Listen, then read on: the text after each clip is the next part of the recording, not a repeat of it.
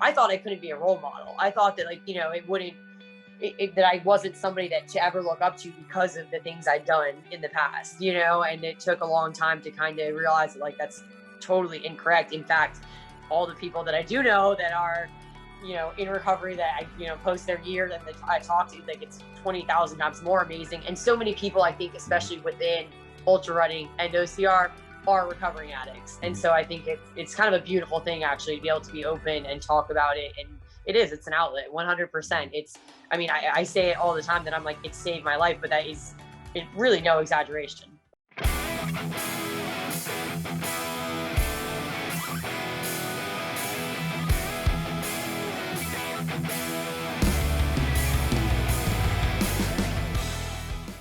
Huge welcome to the Ultra Running Guys family. We are so excited to be here with you tonight. You got Jeremy Reynolds and Jeff Winchester of the Ultra Running Guys. And our guest tonight is a powerhouse. If you are in the Wilmington area, or probably even just the Southeast. And you follow any kind of OCR stuff, you're going to know her.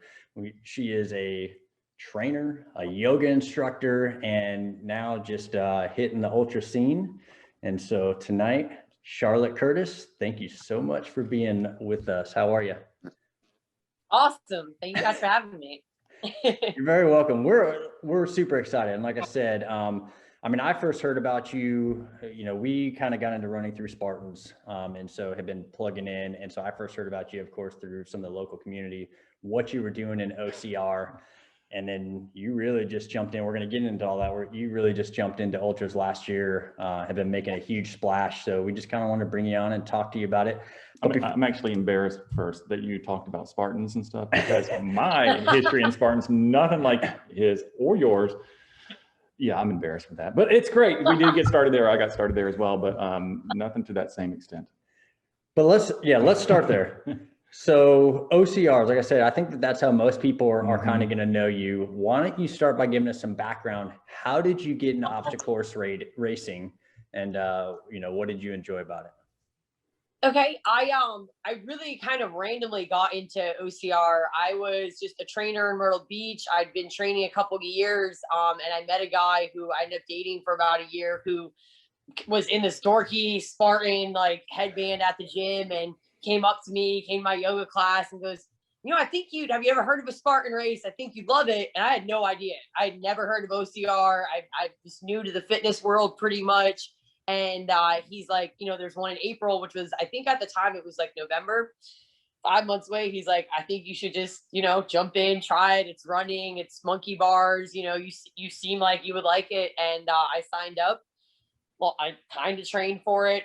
I didn't run at the time. I did not run at all. I did yoga and lifted weights, and that was about the extent of I was just kind of, like I said, getting into fitness.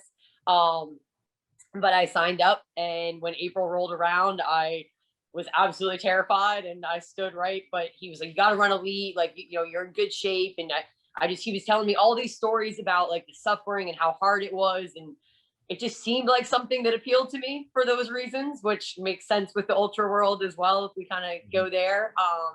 So I went, so it was Charlotte also, the Charlotte Spartan race, 2015 was my first one. So I was stoked. I lined up elite, and my first, I ran Saturday and Sunday. So back in the day, I ran on Saturday and I came in 7th. I was super pumped. I got top 10. I was around all these like crazy good people. And then the next day I was kind of mad about 7th also, though, because I made some stupid mistakes that were, I actually really didn't even know how to climb a rope. I just kind of won all the obstacles, because there is some kind of skill, there is a lot of skill. I'm sorry, I shouldn't say some kind. Lots of skill in obstacle course racing that I did not know yet. And then I won my second one. And then I just, from there, was like, all right, look, I asked him, I went home that day, we're driving home, and I'm like, all right, what can we sign up for? Like, looking at Spartan's page, and that was the beginning. I just and I went all in. I did like 12 races that year. Like, I loved it. I know you have questions, but I'm just going to say about my own self. So 2015, I think we ran that Charlotte one as well. I missed it. I ran that one. I was deployed. 2014 was our very first Spartan race in Charlotte. Okay. 2015, I missed ran that you guys one. went. But I think on Sunday when you won that, I ran the Saturday one. I believe Sunday I was probably like comatose somewhere, not able to walk, not able to move, because I do lots of burpees when I do these obstacle races, unlike probably everybody else. That's quite impressive that you won the second day. You ever do wintergreen? No. Yeah. So I ironically, I cherry picked short races. I only ran the short distances. I've done, by comparison, I hated running so much that I cherry picked. I'm looking at my medal wall right now. 80 to 90% of my obstacle course races were the short distance, were 7 miles or under, on purpose, because I didn't want to have to run train. Yeah. So how many Spartan races did you do? Well, between Spartan and Savages, like 80s. Spartans, 60, maybe 50, That's somewhere incredible. around there. I'm sorry, you saying 60 or 16? 60. I know, I just like to hear it. But that's not right. No, that's not right, because I'm including all my OCRs. I'm including probably like 40. Since 2015. Yeah, over like 5 years. Yeah. I hear you, because like I said, that's really what got me into running, or us into running. Or maybe he was trying to escape the burpees, so that's what got us into running. But I was the same way. I was always a gym guy, and I never ran. And so I did much better in like the Charlotte Sprint, the one out in Jacksonville, just because it was so obstacle dense. And so I could get away from the runners. But, then it comes to the longer stuff, and that was that. Exactly. Yeah, exactly. So what did you find to be obviously the suffering, did you, what did you find to be most appealing? What kept you going? What got you to do 80 plus obstacle races after that first experience? It was exhilarating, and it was a challenge. I was drawn to the just perpetual, hard aspect of it, I guess. And then competitive, I have a competitive nature. And it was kind of untapped in me for a long time. So I think it just kind of filled an outlet that I needed. And because I was so competitive, and because I came out and I was doing well, 2015 now also the OCR field got much more competitive with women from Canada, Olympic athletes. Not saying now, but I would podium all the time, but I was getting top 3 or top 5 almost every single race in 2015. So, or, I'd come in fourth by seconds, and I'd be so hungry for that next race. So I'd sign up for another one. And I think just the aspect of always having this, you're never at the top. You just want to always just compete. I don't know. It was just thrilling to me. I dreamed about it. It's kind of how I see ultra running now. It was kind of just became, because my life was training also. I started teaching OCR classes. I started a boot camp out back of my gym, and we had all these rinky dink tires and makeshift rigs, and I was training other people to do them. I was so immersed in it. I just kind of threw myself in, and I loved it. One point I want to make because again, so we were doing it in 2014, 2015. One of the differences about it then was it wasn't as, I guess, popular, but people weren't training for the specific kind of events or obstacles like they are today. You know what I mean? It wasn't as specialized, which I think for me was a draw at the time, because you didn't really know what you're getting into. It was exciting that way. And I would assume that from an exhilaration standpoint, that led into it. But you made the comment, and I believe you, you said training is your life, or was your life. I believe it probably still is your life. Yeah. Were you training at the same level then that we see you training now? No, I would say not as much. Well, first of all, I wasn't physically, I went from a standpoint of my entire existence, basically, not being an athlete until I was 28 was the first time that I kind of had my epiphany and kind of just threw myself into that world as well. So I wasn't physically as in shape as I couldn't run more than a 5K at all. I was basically not run training.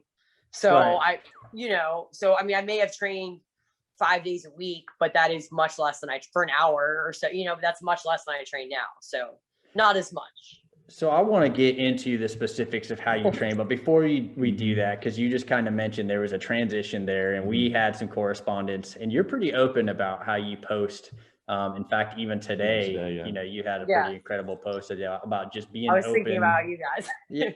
Oh, Well, yeah, because you knew you were coming to talk. Uh-huh. And so, I mean, I am interested in getting some of the backstory, if you're willing to kind of discuss how you came to that transition. We can go kind of as deep as you want to go, but you know, there was kind of the Charlotte we see now, and then there was another aspect of your life. And I think it would help people get a context of just who you are, what drives you, if you could kind of, you know, back up a little bit and give us some of that story. Okay. Yeah, absolutely. So I gave you guys kind of the longer version of the story. So around the time when I was a kid, my parents were very athletic. My dad was I mentioned that he was a marathon runner, which is ironic because he's always like, I thought about running longer, running ultras, but 26 just seemed like enough. And I'm like, well, you ran it at a 6-minute pace. He could run 26 miles at like a 5:45 pace. So I was like, I can see why that would feel like enough to you. Because we joke now he jokes that I'm slow. Like now my dad jokes that I'm actually slow now because I can't run 30 miles at a 6-minute pace. So anyways, I came from athletic parents, and my mom was a dance teacher, and I took dance and I wanted to be a ballerina. And we were really active. But anyway, she got sick when I was 8 or 9. And it was multiple sclerosis. So it's it's neurological disease, but it takes your physical capacity away. And she had a really rapidly progressing kind that just obviously messed up. She couldn't dance. She was in a wheelchair within a couple of years. And it was just devastating for obviously my father and my sister and I. So I took it really hard. I'm the older child, and I'm a lot like my dad. So I took over a lot of the caregiving roles. Anyways, I quit dance. I didn't really want to do team sports. I was still athletic, but kind of like just my focus was just my mom and getting through school. And then I went away to college, and she actually ended up passing away while I was putting myself through school in Myrtle Beach, South Carolina. And I was working as a shot girl at a nightclub to put myself through college, which was very fun. And at 20 years old, I kind of was wild anyways. So my 20s kind of turned into, after I lost her, I'd actually just turned 22. I just kind of went from, I lost my scholarship at college, and that really kind of mentally threw me off. I was still a shot girl at a nightclub. My hours were 9 p.m. at night, and I got off work at 5 a.m. for like 2-3 years. And my lifestyle just kind of became a big party, which again was kind of my way of dealing and was fun. Also, I was still pretty young. I was, in my early 20s and living in Myrtle Beach, and kind of just snowballed downhill really quickly though. I have a personality that obviously kind of goes into OCR and ultra. You can kind of see the pattern that's kind of all in. So at 22, I was all into getting fucked up, basically getting messed up. And it just kind of went from bad to worse. At 25, I dated a guy that owned a bar and a Harley bar and motorcycles and had an awesome time. But we just were both, at that point, I was definitely like a full-fledged alcoholic and just not really cognizant of it. But I mean, we drank every single day. I was bartending. My weekends were riding Harleys and drinking all day long, all day. Like Sundays, we would drink at like 8 a.m. And it just got really bad to the point where I was hiding it from him because I was so bad off. And during the day when I was 27, what set off my entire transformation, my dad had moved to Myrtle Beach. My dad and my sister lived down there. I was living with Greg, my ex still, and we had gotten into a fight. And at like 2 p.m, I didn't even realize I was drunk. I drove into traffic and could have killed myself, and then a man and his child, and just, it was obviously a DUI, and it was again during the day, and I went to jail. I was physically super sick, and it was obviously, if you can imagine, the lowest point you could possibly be at, to be in a jail cell, knowing it's maybe sometime in the afternoon, knowing that you almost could have killed yourself and other people, and I kind of just had this, it was almost like I was seeing things, and I was just I realized that my entire life had to change. It sounds crazy, but that's literally what happened. And I woke up in jail. I got bailed out, and I detoxed myself. I stayed at home for 3 days, was Googling what to do, Googling how to not have a seizure and die, because I was really like that bad off. And while I was at home, I was my ex, who was trying to help me, but going to the bar and stuff, coming back and forth. He's like, "Why don't you try like an exercise tape?" He goes, he loved P90X. So I like finally like got through feeling better. And that took like, that was the worst 3 to 5 days of my life too. But anyways, I popped in like a P90X, and I started doing Insanity and P90X with really no knowledge of like how to work out or what I was doing. I'm alone, like in my house, like it's like, well, I gotta change something. Like I'm starting to feel like this is good. So I just started doing that. And then it was a conversation with my dad, actually. And I'm like, I don't know what to do with my life now. I went to college for 6 years, 3 different schools, political science, sociology. And then I actually put myself through school again when I was 23 to 24 to be a paralegal. I have all these like unfinished degrees, and I'm a bartender. I don't know what to do. And he's like, no, you have much more to offer. Like, what do you love to do? And at the time I'm like, I mean, right now work out, like absolutely, and I'd started doing like a little yoga at home on my own. And I was like, I mean, that's what I love right now. It's me. He's like, go get certified. Why don't you do it for a living? And I'm like, huh. And it was literally like that, like conversation over breakfast. And again, all in, I did my first personal trainer certification. I'm at a community college, WITS, and my yoga, my 200-hour during the same year, like waited tables at night and kind of just paid cash and just got it done. And that's I was 28 when that happened, and that was it. It's incredible. It's incredible. It's funny as you're listening to it. When I say funny, not your story, but what you've kind of gone through is, we just spoke to Charlie Engel. I was thinking the same last thing. week, last week or the week before, and when we talked to him, he talked about the importance, because if you know Charlie's story, he's struggled with addiction all of his life and everything, but he's at the point he's talked about the importance of just physical activity and running as being something beyond like talk therapy and other things like that. And he says it a lot more eloquently than I am, but it's a passion of his to help people who deal and have addictions like himself to understand that you can do physical activity to kind of use that to get you through those situations and that pain that you're experiencing. And so the whole time you're talking about that, and you said when you popped that P90X tape in, I immediately thought the story that Charlie told us about himself. And I do think there's a connection between the physical activity and the addictions as well. Your post today, you talked about, you're not wanting to be fake or all this kind of stuff. It's interesting because I never would have applied that terminology to you, but I appreciate the transparency that you're saying here today. MS is hard. I've known some people who passed away from it too. I can't imagine at your age of being 20 at the time what you went through as an older child too. And I know that it was a very involving thing for the entire family, undoubtedly, because it always is. And to come through it like you have, you went through a lot of different things. You're quite impressive, is what I would say. I'm just saying it. So off the cuff, not a script. So I mean, it's just how I feel about it. So I appreciate you sharing the story. It's tough. And I believe, to be honest, and I'll keep going a little bit if that's okay. I think that this, the experiences that you went through, particularly with your family, and not sure what you're going to do, I think that is what provides a little bit of the fuel that has created this machine that we're now talking to, right? That you set yourself and you just blaze through some things because you've got this inner fire that has built from a lot of personal pain, but that you have now transformed into kind of almost empowering yourself to be somebody not different, but accepting of what you've gone through. And you're like, this is who I am, and I accept who I am.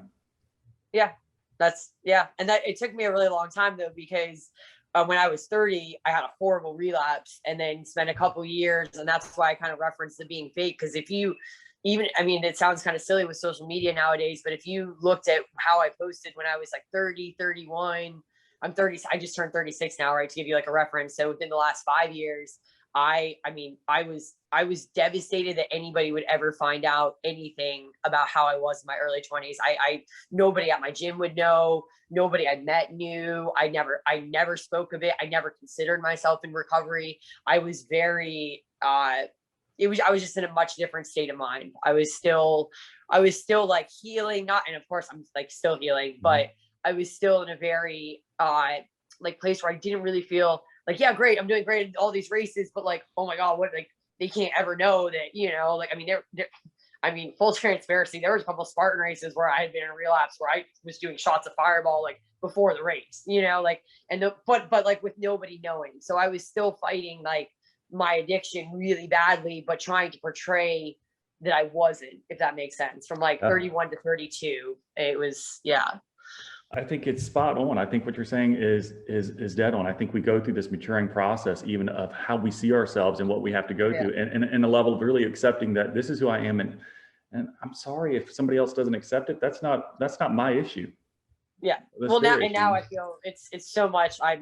It's so much more freeing and happier, and that's why I try to talk to the subject a lot too, because I feel like, and I've had so many people reach out that's just been amazing within the running community and within the OCR community that had no idea that that where I came from was just pretty bad. And I didn't even touch on, I mean, I did drugs. Like I come from a very crazy, there was a lot of bad stuff, but it absolutely has no impact on who I am as an athlete. And I thought I couldn't be a role model. I thought that it wouldn't, that I wasn't somebody to ever look up to because of the things I'd done in the past, and it took a long time to kind of realize that that's totally incorrect. In fact, all the people that I do know that are, in recovery that I, post their year and that I talk to, it's 20,000 times more amazing. And so many people, I think, especially within ultra running and OCR, are recovering addicts. And so I think it's kind of a beautiful thing actually to be able to be open and talk about it. And it's an outlet, 100%. I say it all the time that I'm like, it saved my life, but it really no exaggeration. I'm fascinated. And one of the things you said, 100%, you have the ability to be a role model because you've opened up. And again, I think there's so many similarities between your story and some of the things that Charlie said specifically. And he just talked about, because he was so forthcoming about his past, and we're talking 6-day crack binges type, he had a pretty crazy past, and how many people it's impacted. So I think you're going down that same road where now you have the ability to reach people that not everybody can. And on that note, I'm interested because I know, even after Charlie, I had some people reach out and say, hey, thanks for talking to people that have these kind of past, because I struggle with this. And so it's good to see. So my question to you would be, and you can ask it one of two ways. What would you say to those people that may be where you were, or to your previous self that felt that same way? What kind of, being on the other side now, what would your words be? It's just make the choice to just start, to realize that nothing has to be perfect. I remember there was, again, just because I fell off the way so many times. I had made a drink and I would be doing my workout. I would be drinking a vodka soda water while I was but I was still trying. That there has to be, you just have to give yourself the chance to try. It's going to suck and it's going to be horrible and it's going to be hard, but how much harder is it living the way that you are now? And that's what I kind of revert back to too. I'm like, even in races, I think about it. I think about the most painful shit I can, which is not hard for me. I'll bring it up, and I literally though, and I'll be like, okay, so what is this then? What is this climb? This is, you're not watching somebody pass away. You tap into, like you said, it's 100% what fuels me. I do it in training runs. I'll think of being thrown through a wall, and I'm like, oh well, this is not as bad as that was. And so for anybody that's in a place with any abuse, addiction, again, overweight, any kind of struggle to that, that they can't feel like they can't get over, it's just, you have to literally just sit down and look at yourself and be like, I need to make a change. You just have to start. You just have to take a baby step in the right direction. And usually it'll snowball. You'll feel so much better that it's eventually you won't look back, and I wish I'd done that a long, long time ago, but. Well, one thing we know is that even when you make that choice, is that it doesn't all magically get easy or change. And you even referenced kind of the guilt of, I don't want people, even though I've come this far, I don't want people to know. So what are your methods for, or how did you step through that to finally get mentally to a place where you could be okay with that person? If somebody's going, man, I don't want people to know that about me. What are your words to them? That it's freeing. It weighs you down trying to hide things. As an addict, your life is, you're hiding your entire life. If you're driving around with water bottles with Rumple Mints, which is literally what I would do, you're just hiding. I would look in the mirror and was hiding from myself, not recognize myself. Like being fake is not, there's no real happiness. Like basically it's the most freeing and wonderful thing you can do, at least in my experience, to actually just be able to be like, well, yeah, you know, all that stuff happened and all, but like, it's fine. It's out there. It's fine. Who cares? And if somebody judges me now for it, I mean, at this point, I don't understand why somebody would do that. It's funny to think about that line of thinking too, because you're like, oh no, well, they know, you know, with me as a trainer, I was like, oh, well, they're not going to think I'm as good as this girl that went to college for it and then has been doing it. But it's like, well, no, that maybe not true. I have 3 clients in recovery who relate to me, who like, you know, come to me because 2 of them came to me because they knew I was in recovery. So it's just, yeah, I don't know. It's the best way to find your most authentic self. You know, it's a yogi term, finding your self-actualization, but it's just freeing. I have found that in my life, people relate to being real. And so regardless, you know, one of the things, my typical accusation people have about me is I'm incredibly blunt and very direct about things.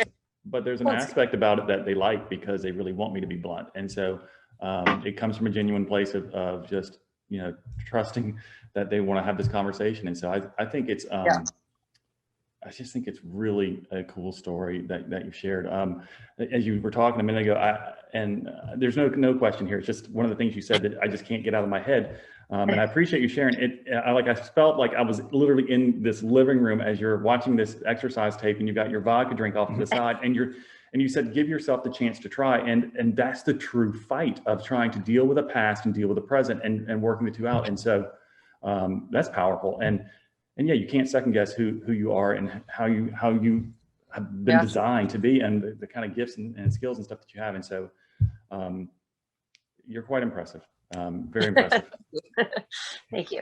So we want to talk ultras because you actually gave us a good segue into ultras when you talked about the fact that you have this relatable pain, that, you know, you're experiencing pain on an ultra and that you've got your own personal pains that you identified with. And you've like, if I've gone through this, then I can go through that. And so we want to talk about some of your ultras and everything. And I know, Jeremy, you've got a whole list of some of her accomplishments you want to share, but yeah, well, so we talked about, right? So I think it's great that now we have a context of kind of where you come from. Obviously there's a fire burning, and if anybody, and we'll post your social media stuff. You've got a great, you know, followership, but people go follow Charlotte if you want to be motivated. It's clear that you train like a beast. You know, you tell people to train like a beast. She says slay. Yeah, slay. Go out and slay. Slay. That's right. But you took that mentality. Clearly, it translated to OCR. Right. And I'm not sure if it was the year of COVID. I'm not sure if it was COVID that did it. I'm interested to hear. But last year you made a transition where you jumped into the ultra world, and not only did you jump in, but you essentially, you know, dove in head first and just went out and crushed it. I think we talked about this a little before. So 8 trail races, and these are like official races. You said you did, you know, a bunch of other stuff as well, but 8 trail races, 6 of them were ultra distances. Out of those, you had 4 podiums, including a couple just outright win, you know, taking first place. And then we got a chance to run together at Last Man Standing. So we'll talk about that in a little bit. But really what I'm interested, what prompted the switch? And then once we know that, like, how did it feel? How was it different? How was it the same? Let's talk through all that. Okay. Again, just kind of a really random and pretty crazy. So I was actually going into 2020. I kind of transitioned from Spartans to Savages because they were more, if you talk to anybody in the OCR world, it's kind of widely accepted that Savages are mandatory completion. So the obstacles are harder and it's more of an actual obstacle race. So again, because it's less running, less of a runner's race and more, I was in great shape for OCR. And I was planning on taking 2020. Like I had big dreams. I wanted to get a Savage Axe. Like I was planning on killing the season in OCR. And so literally COVID. So I had a flight to Florida for Savage, Florida. And that was going to be the second OCR. I'd already ran a Spartan that I did not do well at. It was freezing. It was like 7 miles. Didn't like it. But whatever. I was all stoked still to go to Florida. It got canceled the night before because of COVID. Oof. Yeah. And then literally within a month, my gym closed. So And I worked at an OCR gym at the time too. So all of a sudden, and we realized that like, you know, like we were following it very, very closely. And we're like, oh, this is going to, we knew, me and my boss, we were like, this is going to end OCR season for the year. You know, like we were kind of accepting it. We were just like, yeah, this is going to be bad. And like, we kind of knew it was going to happen. So I randomly I had talked to Sean Blanton from Run Bum Races. Somebody had told him that, you know, I'm a great athlete and he should try to recruit me to come run some of his races. So he had messaged me and we had been talking about it. It's funny because I remember I had like been looking up at his races and I was like, well, I can't do any of these. Like, you know what I mean? I'm like, well, these are all longer. I've never run more than 14 miles at a time. I'm like looking at him and I'm like, well, I can do Brasstown, that 5K, but like, I don't. So that was kind of like lit a fire because all of a sudden I'm like, oh, I can't run those distances. Like, can I literally not run them? Or like for the first time in my life, I'm like, maybe I want to do that. And then at the same time, so like March, April, I got a message from a photographer in Florida. He goes, have you ever thought about running? There's this event called Merrill's Mile. He goes, it's time distances. It's a 1 mile loop. Have you ever thought about running something like that? Literally, I had never, just like OCR, I had never thought about it. I had no idea things like this existed. So like, I only lived in OCR racing world for the last 5 years. So I really didn't even know what an ultra was. Like, I didn't know what an ultra meant, 32 miles. Like, I had no clue. But again, I needed something to do. So I was like, okay, well, I have barbells at home, but I mean, I can run. So I was running and he goes, well, the 6 hours is the shortest distance. Why don't you try it? And that's literally my story as to how I fell in love. Like literally I was like, okay, cool. Yeah, let's do it. Let's go all in. Let's try it. Right. Like I've only run 13 miles, 14 miles ever at a time. So let's see if my body will run for 6 hours.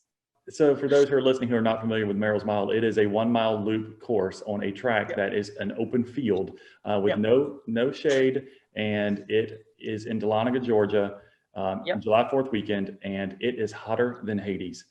Actually, everybody hates the 1 mile loop apparently in 80 degrees flat. I loved it because I always run on. I've been training in Myrtle Beach and in Wilmington, North Carolina. So like I train at sea level and usually in very hot temperatures. I was like, oh, this is my cup of tea. Everybody's complaining about the weather. I'm like, this is great. So that was a crazy race because they had the 6 hour event. So like a Friday night time, a Saturday morning time, and a Saturday night time.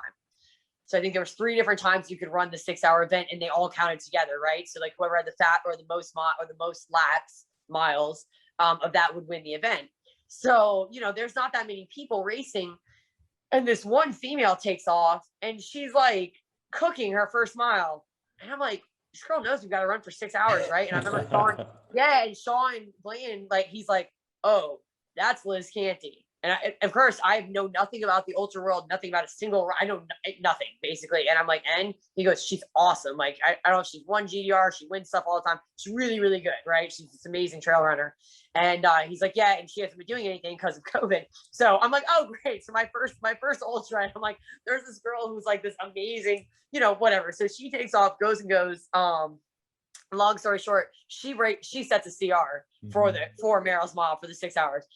So I'm kind of feeling like, and I'm staying within a lap of her. She's lapped me one time, like at like hour 5. So I'm like, everybody's like, no, you're doing great. You're doing great. So I'm trying not to let it get in my head that like, obviously this girl's going to beat me.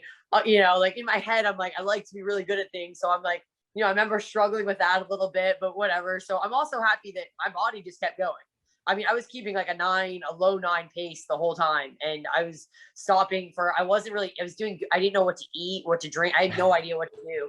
Yeah. So luckily Chris Thompson of Florida, he was taking photos of me and he was like, he began me salt pills and goos and kind of kept me like in a rotation. But I did that whole race on goos, like 2 popsicles, salt pills and water. So you ended up though, how many miles did you end up logging for that? Oh yeah. So the depressing thing is I ended up getting 37. Mm-hmm. So the winning women, Liz Canty set the CR at 40, but you have to think about it. So then in my head too, though, I'm like, so she got 40 that with me. And then the 2 girls the night before got 39 and 38. I had 7 minutes left when I hit 37 miles and I went out I went out like, they're like, do it, you can do it. I didn't, first of all, I was so out of it at that point that I didn't exactly realize that this would be the tying lap. people were yelling. And then I remember I got like maybe a quarter way, and I was limping at that point. I had all sorts of issues. And so like normally I could bust out a 7-minute mile. You know what I mean? Like at the end of a race, normally I can do that, not at this one. And I remember as I get about like 400 meters out there, like, partial loops don't count. And I was like, yep. And you saw me literally go from the track to the grass, and just I was done. So yeah, so I ended up 37 miles, but again, pretty stoked that at my previous 14-mile record had been broken, but doubled and then some. So, and I was hungry, and that also made me really pissed off because I was like, oh, I'm so close. So yeah, so anyways, that lit the fire for ultras, because I was like, well, this is amazing. And that was, and you know, you have to figure like, and that wasn't even, because ultras are amazing also because of the mountains and the views. So this was like just amazing in the painful way. But again, I was kind of hooked with that. And then this was my first run bum race, and I was supposed to do, is it Sky to Summit? You did Sky to Summit, and you did the Cloud Canyon as well. Cloud Canyon was December. Sky to Summit. I feel like there was one before that. Oh, Grayson. Yeah, and then it was Grayson. Oh, and then it was the Grayson 50-miler that I got lost for 3 miles in the beginning with the girl I ended up fighting for first with, and came in second at that race. And then I was in love. I'm like, this is what I want to do. Because at that race too, I bombed. My nutrition was somewhat better, but I really, I mean, obviously I still pretty much had no clue what I was doing. I was just winging it. So yeah, after that, I was like, same thing. I was like, sign me up. What can I do next? What's the next one this year? There's so much I want to talk about. I mean, you can. I mean, the only thing, just for, and I know we've got a lot of other things to go into, but the ones that you just mentioned that you have also run, the ones in the mountains, those have significant elevation gain for 50Ks and 50 milers. And you were putting in some very impressive times. And I'm going to get it wrong, but I think for Sky to Summit, I think it was 16 or 17,000. Was it? No. What's the elevation gain for Sky to Summit? I just know it's a lot. Everything you were doing was a lot, because we were looking at the different races, especially for training in Wilmington. But to kind of summarize, so I don't think I even realized. So essentially 10 months ago, you weren't even thinking ultras, and somebody said, hey, let's do this. So July puts us, about just over 8 months ago. If you're all right with it, let's jump into the training piece. Yeah, I mean, the only thing I was trying to say about the other races that she did is that Merrill's Mile is flat, and those other ones are all in mountains. Right, but that's why I want to know the training, because to be able to just jump into, the 50 miles, some of the 50Ks that were not flat, that most people would just suffer with, and then not only to finish them, but podium, because I think you pretty much did on almost all of those. Except when there was a 4th place finish. That was Merrill's Mile. Right. So I think they were all, no, there was top 3. I've gotten top 3 at all of them. I was gonna say all the rest of her races have been podium races. So let's talk about your training. Like I said, you train like a beast. And most ultra runners are logging miles and trying to get strength in, and you are clearly well-rounded, and if anything, I think, probably swung from the other side, where you got the mobility, you got the strength. So I'm interested kind of throughout the year, what does an average week look like? What do you focus on? How do you fit it all in? Talk to us about what you think helped be able to jump into an elevation race like that and still do as well as you did. Well, I would attribute the fact that I love leg days to the elevation aspect, because I have not been on mountains since, I left Vermont when I was 17. So it's been a really long time since I've trained on mountains. And I really didn't train on treadmills or stair climbers either, because I didn't train for ultras, like really. So training wise, even then I was still doing a pretty heavy strength training. And again, and this sounds silly, but I generally love leg days. So I have pretty, and I did CrossFit for a while too. So I love Olympic lifts. As far as like in women in training, kind of what I impart on my clients and myself, we do a lot of strength cycles, a lot of barbells. And a lot of functional fitness. So I think because of my actual just like muscular strength, I was able to get up those climbs. Because, exactly. I don't train. I don't have any, I never was going away on the weekends and training for, the elevation. So do a lot of step ups though. I do like 1,000 step up workouts and stuff. Wow. So Yeah, no, I would just say the rigorous like strength training is really what kind of got, because I mean it surprised me honestly. Like I can pass people on climbs actually. Like generally, I'm actually a strong runner on climbs, which I don't know. Maybe my genes from Vermont, like way back in the day. You know, when I was like 10 years old, climbing Katahdin and stuff, kind of are playing in now. I actually enjoy the incline, and I think back to your point of how much it is. I think all those races were at least 10, at least 10 gain. Yeah, I don't know Sky. I think Sky was like 14 maybe. But yeah, I think just the heavy strength background is what did it, because it was clearly not my running and not my not my incline work.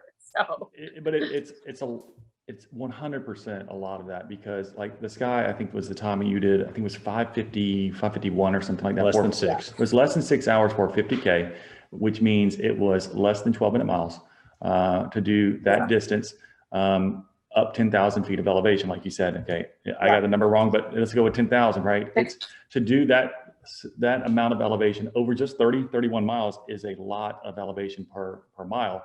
And to do it with a sub 12-minute pace, it's fast. Like it's moving. It's not just walking. It is power hiking and power running up the side of a hill. So one thing I think is interesting, and I think that this is a tidbit for everybody that's plugged in, because there's been a lot of information recently. Jason Koop was posting about it. You know, I think in the running community, the thought has been from strength training, a lot of high repetition, you know, and even that's a lot of the stuff I'm doing these days is body weight. But most of the information is coming out and saying, actually, the things that are helpful are the heavier power, lower rep, strength building, you know, Olympic lifts type of strength training. And so, I mean, that's exactly what you did. And clearly it translates. So if you're listening to this and you want to get better, like I said, plug into what Charlotte's doing. But Malia Tumalo, I don't know if you know, she was the same way. I know she does a lot of mountain stuff. And if you look at what she's doing, it's just a lot of strength and leg building. I need to get my act together. Well, we both do, right? And I think because of, for the listeners and stuff, like Charlotte, you live in Wilmington, we know, with us and everything. And so we're on the East Coast, we are flat. And so you are winning and podium at mountain races. And so a lot of us, I will personally use the excuse, I don't live in a place with hills. And so I'm really struggling in mountain things, but that's really just an excuse. There are ways that you can train to prepare for it, and it is all power related. It is not high reps. So so much. I'm like, I feel real weak, rattling around in my head. I feel weak. Thinking about what you're doing tomorrow for a workout right now. God, no, I don't want to do that either, because I'm gonna be that sore. So I've got 2 questions while we stay on that. So one is, what does a high volume running week look like for you? So when, you know, you said you got the strength training in, but tell us about your running week. Like, what would high volume be for you? Well, so going into Last Man, and this is also incredible that I didn't get injured more, or that I made it as far as I did with you at Last Man. My training weeks topped off at about 35 miles. So I actually didn't even really up my running a lot, that's kind of where I was comfortable at. Maybe I hit 40 like here or there. But for GDR, so after Last Man, I couldn't actually run for 4 weeks. I had to drop because of I have a piriformis it's not piriformis syndrome, but I just have kind of an issue that popped up during Trail Fest and at Last Man that kind of just took me out. It ended up hitting my knee, and I couldn't run at all really for at least 3 solid weeks. But since then, I actually have a new coach, Heather Hart of Heart Strength and Endurance, and she's kind of yes. And you know where she's from? Heartland, Vermont. We are from the same tiny town in Vermont. We went to the same tiny high school. Her little sister graduated in my graduating class and then get this, also transferred to the same college in Myrtle Beach.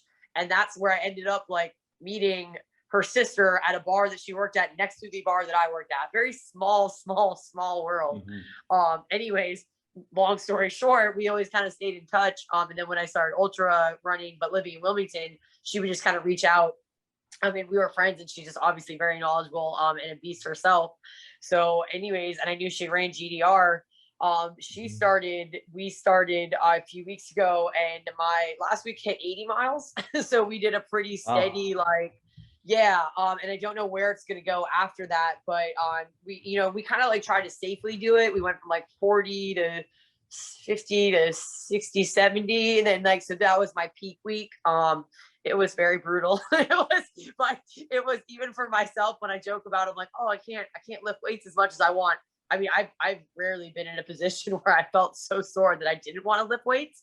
But I'll tell you, hours and hours of running during the days, not racing, which I love now. I'm absolutely like, no, this is like, I love this, is what I've been doing. And that will make you not want to lift. So I've only been lifting about two to 3 days a week. Welcome to my world. There you go. I don't want to lift either. So I do get it for all you team runners who do like really heavy weeks. Cause I mean, I was like getting 3 strength workouts in was, where normally that's a light week for me. The last couple weeks was tough, but it's also, I'm really just adapting to running mileage. This is kind of, I feel like this year is going to be, this is really my year to like build and actually kind of do it correctly. Not that I did it incorrectly last year, but I really didn't. I went into a lot of race. I went into my first fat ass. I didn't know what a drop bag was. I didn't have food. Like I had no clue. I was like, oh, I'm going to run 32 miles. Sean's like, you don't have food. I'm like, no, what do you mean? Like what? Yeah. Like I had no idea. So yeah. So it's been a lot of like trial and error. But I think, with Heather, she gives me lots of pointers and lots of, at this point, right, I'm going to my 7th or 8th race. So I'm feeling, I've got a lot more like aspects down, but as far as training, yeah, I don't know. So that's kind of a long answer, but I was sat at like 35 miles for a long time, like in 2020, basically. That was my normal week. And so I feel like it's a balance for her because I'm trying to say, like, I would hate, I would just say, I wouldn't fall into the trap that some of us have, that higher volume is the right answer, because you may be proving something completely different.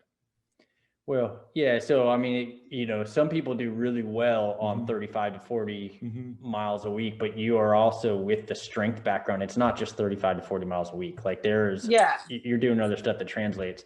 And we're going to talk about, we've referenced GDR, Georgia Death Race. We're going to talk about that in a minute. Yeah. But you mentioned, I know this past week, if you did it, the 80-mile week, you did 24, 25 out at Brunswick Nature Park. And we must have passed each other because I was out there. I did 15 on Saturday morning. Yeah. But 24, 25 on that single track is not the same as running around the beach or running. That is some legit training, and looking at your splits. You were moving the whole time. So obviously the training's working. You also talked about nutrition. So the 2 things before we transition to Georgia Death Race that I personally would like to talk about is kind of how you've evolved as far as nutrition. I want to hear what you learned. And then I also want to talk about Last Man Standing a little bit, only because I'm selfish and I was excited about it. But so we have to talk about that. See, that's why I want to talk about it. But so nutrition, you've gone from showing up at a 50K saying, what do you mean I'm supposed to bring food, to now, what's changed? What have you found that's working for you? What kind of stuff are you taking in? Well, honestly, it's still my weakest, one of the things I need to work on.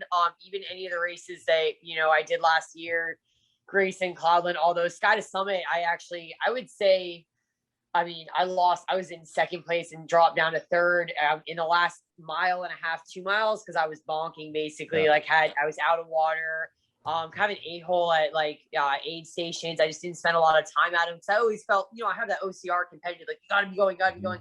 The concept of like slowing down and like stopping was bizarre to me. I don't think I stopped at all, like during my first race. Like I was grabbing food and like running, which is still kind of the idea, but now I know that like if I take like a few minutes, get the right foods, like then I'll do better. Because anyways, to answer your question, it hasn't really gotten markedly better than Merrill Smile when I lived off goose and water, because I just find that my body really responds well to like goos and liquid energy and gummies. I really like I love the honey stinger gummies.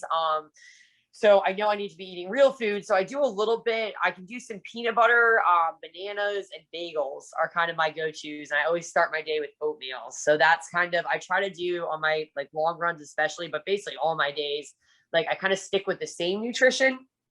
And then when I actually run train, I do like 200 calories of like a goo or like a gel, either a gel and a gummy or both an hour usually. And my stomach likes it. And I've had a lot of people tell me that's bad, but my coach and other people have told me like, look, if it's working for you, like you're good. So yeah, so I kind of supplement. I mean, that's how I got through.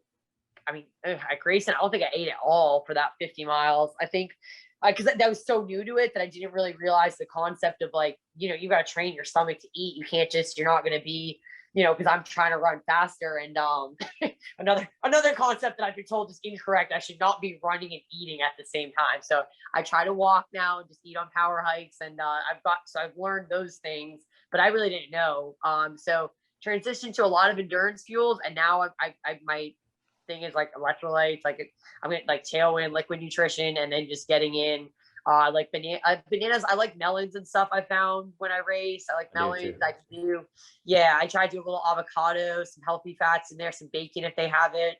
But when I'm like, yeah, when I'm run training, it's bagel, a couple bites of bagel and peanut butter and a banana, and then mostly gels and gummies to get me through that. So it's interesting because, you know, I think honestly, I think that you're going to be against the grain of a lot of the traditional ultra advice because of your background and because you're working at a higher intensity than most people that go out for an ultra are, which means you're going to have quickly digestible carbs because you're burning at a higher level.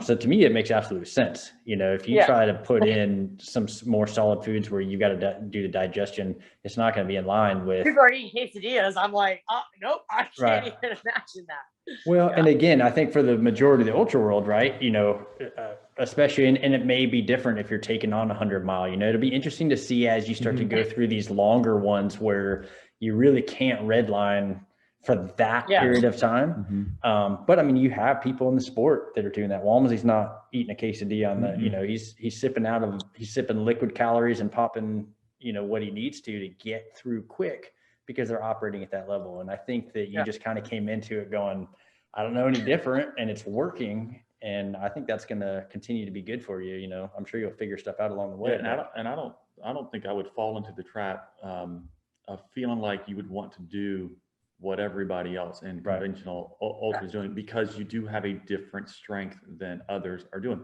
So even those who are telling you shouldn't do this or whatever with your eating, they may be right, but their background and what they're doing from a strength side and their other level of fitness is probably not equivalent. And so it's a different context. So I wouldn't assume immediately that if somebody says, well, because they have more ultra experience than you, that this is what you should be doing, they must be right and you're wrong. Yeah. I wouldn't go with that at all. Well, even the mentality of it, again, a lot of people are going into an ultra, not just saying, hey, I want to win this thing, but God, I hope I'm alive at the end of survive. it, you know? So yeah, and we've talked about it plenty of times. You know, I think experimentation is the best way. So keep doing what you're doing. I think it's freaking awesome. Let's talk. I know you are killing the time. I know we're going long, but there's so much good stuff. We're just gonna have to deal. We could just scratch this section out. Nope. So last man standing.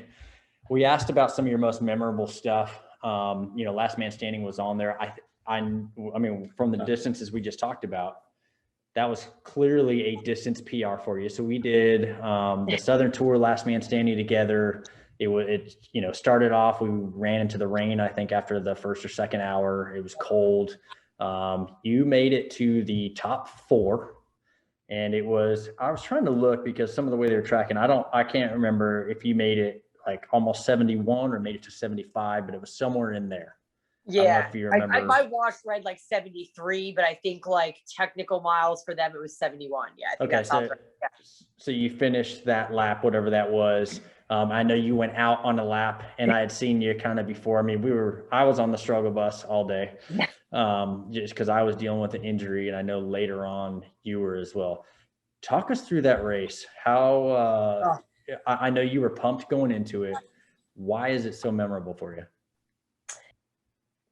Kind of because that was I mean, that race really stripped me down. Like that was because it was just a test of kind of like Merrill's to see, but an even more open-ended, like, but how far can you go? And with me and my big like wide eyes, like, oh, I want to get 100 miles. Like, I mean, literally now talking to me, do you think there's any physical possibility that my body could have actually gone?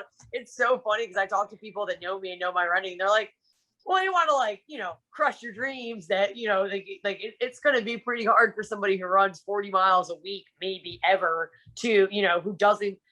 So I guess before that, Merrill's had been the Grayson. So 50 miles had been my longest run at a time ever going into it. They're like, you don't do back-to-back runs. Like, you don't do long runs really for training, like really long runs. At the time, I didn't do a lot of double-digit runs anyways. But I went in, like you said, really excited and like, yeah, I mean, I don't know. It's memorable because it kind of like brought me back down, if that makes sense. Like, kind of was like, oh, okay. Like, yeah, I wanted to get 100 miles. I wanted to be in the top 3. Obviously, it's always my goal, and in last man standing, it's not like, oh, you're top female. It's like, well, no, it's last man. It's one person wins, Somebody said that to me. They're like, oh, you're first female. And I'm like, I mean, I'm like, I was 4th place. Like, yeah, which I mean, yeah, I'm like, I've said, people are like, oh, well, and I'm like, yeah, I was the last woman standing at like, I think 7 a.m. So I was happy, in a way that was cool. But then like, it's a last man standing event. So, yeah, it was just because it was, I would say that because it was also the hardest thing that I've done race wise, definitely. So a couple things, a comment and then a question.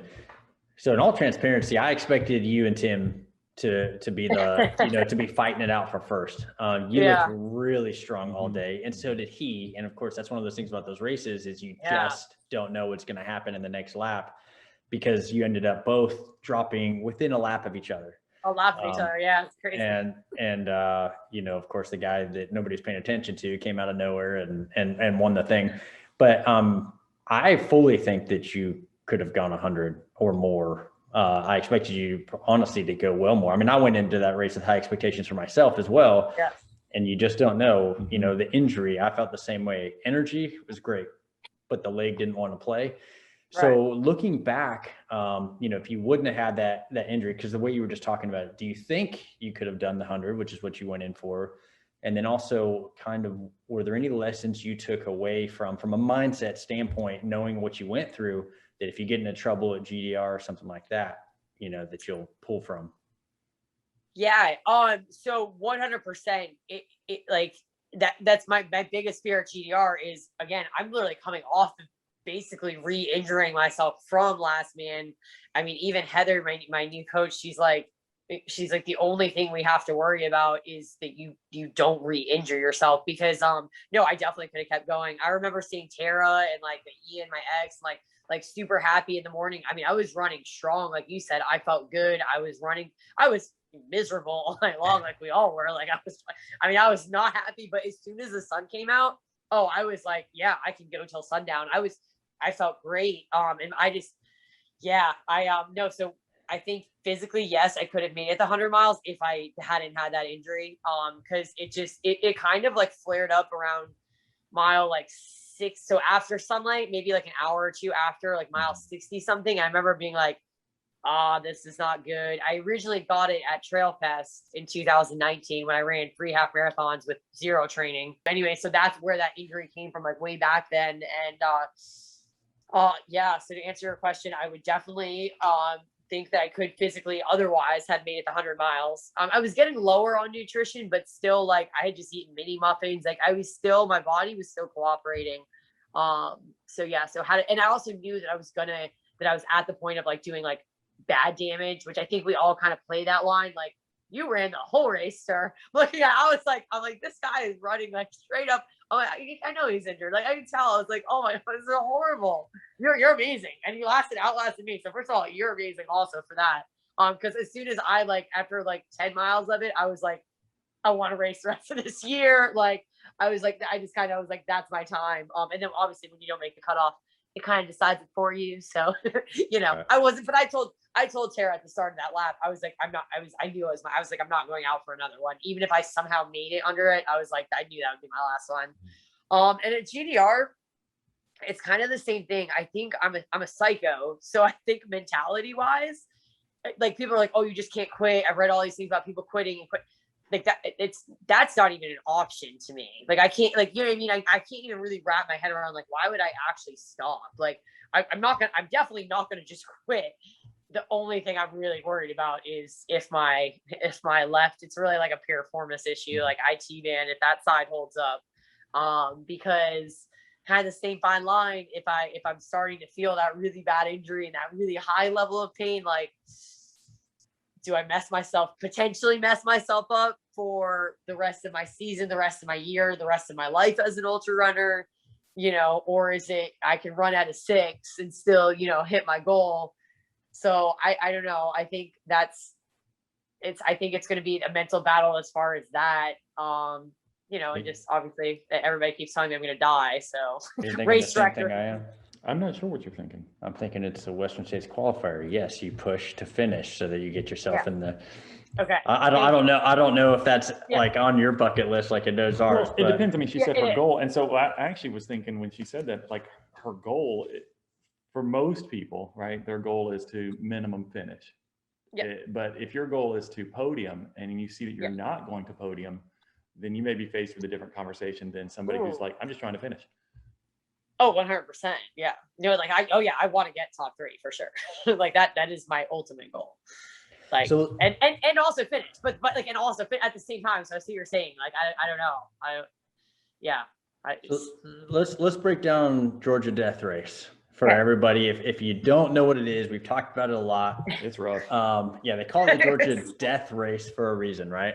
So it's one of the few Western States qualifiers that is not a 100-mile race because of the difficulties. So looking at the website, it looks like based off of maybe the different years, one place said 71.2, another one said almost 74. Bottom line, it's 70 plus miles.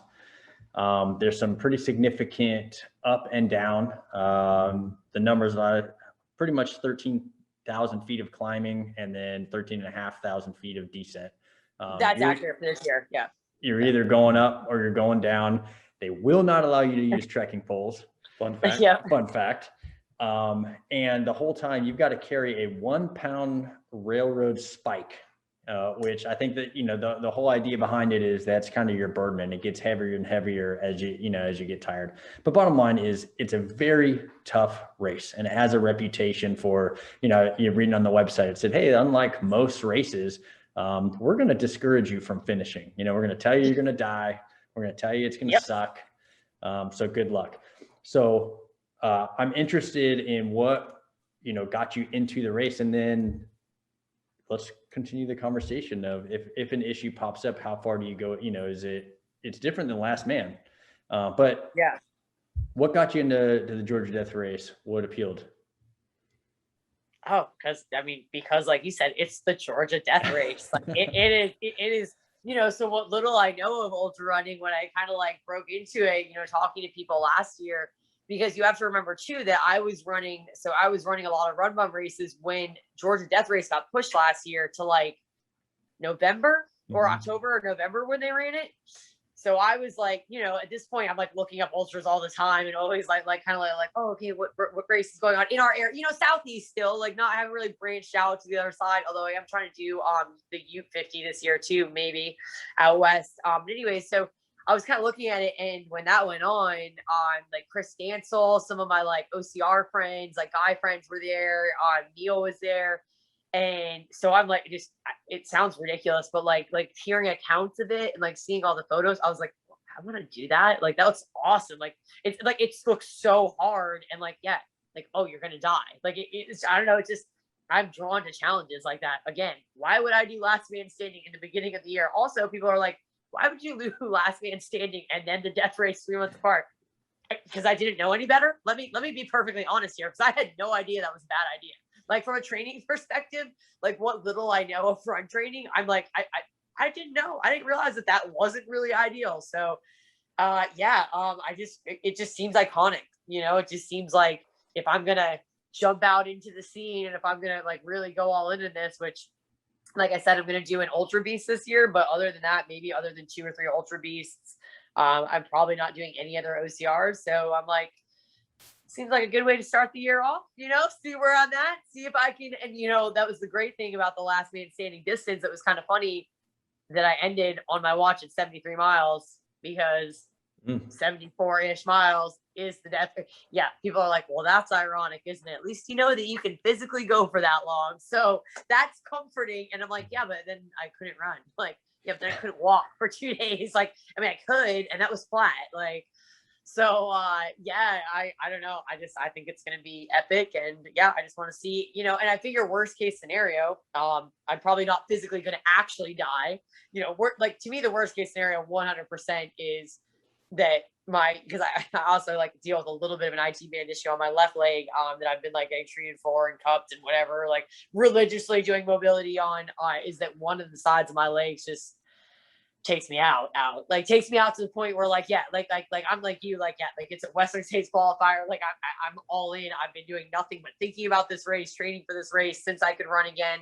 I literally have a spike in my pack. I wear my pack for every training run, and I have a spike in it from a real railroad. I saw the post where you went out and found it. I did. I literally did, and put it, and it's been in my pack for like 6 weeks. So, yeah, I just, like, worst case scenario would be like a medical DNF, but it's still, I don't even want to think about that. I actually can't even say that out loud. No, I can't. I can't even. That's not going to happen. So what I'm interested to see eventually, yes, because I think everybody, and it depends, especially if you start going for, as you get longer and longer. Like I said, you're in a unique space where you are racing to win. The majority of people find themselves in spots where they go, I don't know how I'm going to get from this point in the race to the end, whether it's a stomach issue, whether it's an injury, whether it's, we talked about on other podcasts, if you go, I can't really run right now and I've got 30 miles left. Am I really willing to walk the next 30 miles? And I think that'll be a completely different experience for you. You've got the strength to draw from it, but that's kind of where, if you find yourself in that spot, I hope you recognize that it's the same strategy, just plod forward one step in front of the other. But I don't think it's going to happen at Georgia Death Race, but I think that will be a unique experience for you that most people find themselves in pretty early on, that you just haven't stumbled on. Yeah, I kind of hope it happens to you, not necessarily in Georgia Death Race either, but at some point, because I think, it's this whole idea of you're continuing to kind of find out who you are anyway. It's this idea that you'll put yourself in a place that's going to be a level of rawness that you won't have ever experienced, because it's going to be like, how am I going to now go walk 30 miles, whatever it is? And I think it's one of those moments that when you commit to getting through that moment, it will will change how you see yourself one more time and what you can and cannot do. And so it's kind of like, again, Charlie, it's, we talked about last time, is that he puts himself in a place where he encounters suffering. And if he doesn't suffer in the race, it's not a successful race. Like, he believes he has to get to that point of suffering. And if he doesn't do a race where they're suffering, then he has basically wasted his time, because he hasn't had a chance to kind of clean himself out and to kind of empty himself. And that's what he pursues these moments for. And with everything you've got in your arsenal and your toolbox of experience stuff, I think it would be something that would just be great for you to kind of go through.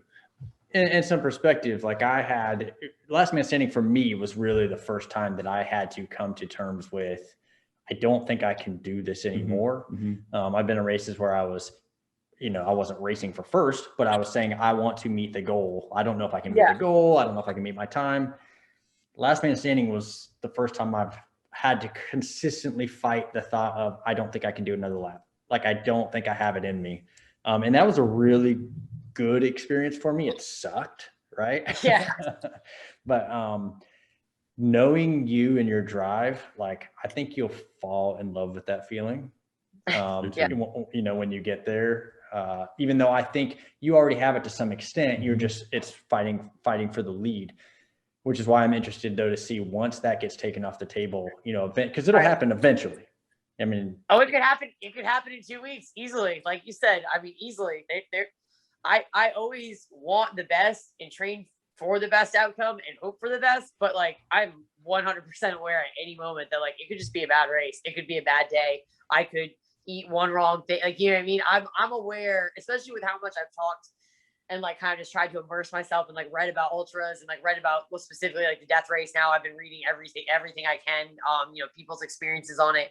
I mean, it can be one bad sock choice, you know, like or you can get taken out of, you know, either your goal contention or the entire race by, you know, just everything not coming together that day. And I've been really lucky, you know, you could argue with all my, like I said, you know, I wing things and it tends to work out all right. But in a race like this, you know, and it's funny, I joke that I'm like, this is going to be like the most planned with every aspect. And like I said, I love it. Like, and you know, and like everything that's like, the more that I like can, you know, visualize like, oh, this run makes sense for this reason, this for this reason, it's all going to help me with this. Like, I mean, I'm a fitness nerd. I'm like, I think it's absolutely like fascinating and awesome. So we'll see if it pays off or if I'm in that position, but I welcome any outcome.